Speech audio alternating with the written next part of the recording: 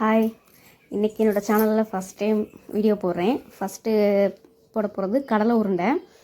இனிமேல் என்னோடய சேனலில் இந்த மாதிரி ஹெல்த்தியான சின்ன சின்ன ஸ்நாக்ஸ் ஐட்டம்ஸை நான் போடலாம்னு சொல்லி சேனல் ஓப்பன் பண்ணியிருக்கேன்.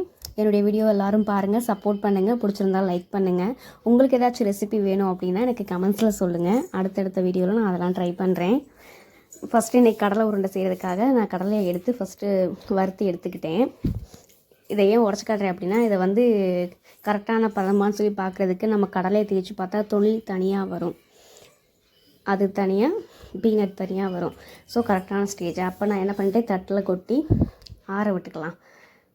ரொம்பலாம் ஆற விட வேணாம், கொஞ்சம் நல்லா அதுக்கு ரொம்ப ஹாட்டாக இருக்கும்ல, கொஞ்சம் ஆற விட்டுட்டோம்னா நம்ம அந்த தொலியை பிச்சு எடுக்க கொஞ்சம் ஈஸியாக இருக்கும்.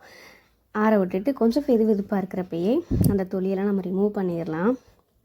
எல்லாத்து தொலியுமே நம்ம இப்போ ரிமூவ் பண்ணணும் அப்படின்ற அவசியம் இல்லை. வந்த வரைக்கும் ஓகே, பண்ண வரைக்கும் ஓகே அப்படின்ட்டு பண்ணுங்கள். அவ்வளோதான். ஃபஸ்ட்டு தொலியெல்லாம் பிரித்து முடிச்சுட்டு நான் மிக்சியில் போட்டு கிரைண்ட் பண்ணிட்டேன். ரொம்பலாம் கிரைண்ட் பண்ண வேணாம், கொஞ்சம் குறப்பாகவே பண்ணுங்கள். அப்புறம் நான் ஒரு இதில் கொட்டி அதுக்கு தகுந்த மாதிரி நாட்டு சர்க்கரை, மண்டவெல்லம் தேவைன்னா மண்டவெல்லம் போட்டுக்கலாம். என்கிட்ட நாட்டு சர்க்கரை தான் இருந்துச்சு, நான் எப்பயும் நாட்டு சர்க்கரை தான் அதுக்கு நான் யூஸ் பண்ணுவேன். நாட்டு சர்க்கரையும் போட்டு மிக்ஸ் பண்ணிவிட்டு நெய், எங்களுக்கு வந்து நெய் ரொம்ப பிடிக்கும். ஸோ அதனால் நாங்கள் நெய் எக்ஸ்ட்ராவாகவே நாங்கள் ஆட் பண்ணிக்கிறோம்.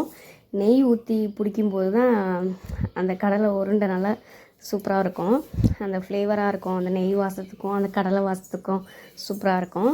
இந்த மாதிரி ட்ரை பண்ணி பாருங்கள். நெய் எக்ஸ்ட்ராவே ஊற்றுறதுனால ஒன்றும் தப்பு இல்லை.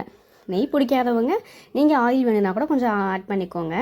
நான் நெய் தான் ஃபுல்லாக ஆட் பண்ணிக்கிட்டேன். சும்மா குட்டி குட்டி சைஸில் நான் வந்து உருட்டி எடுத்துக்கிட்டேன். பாய்.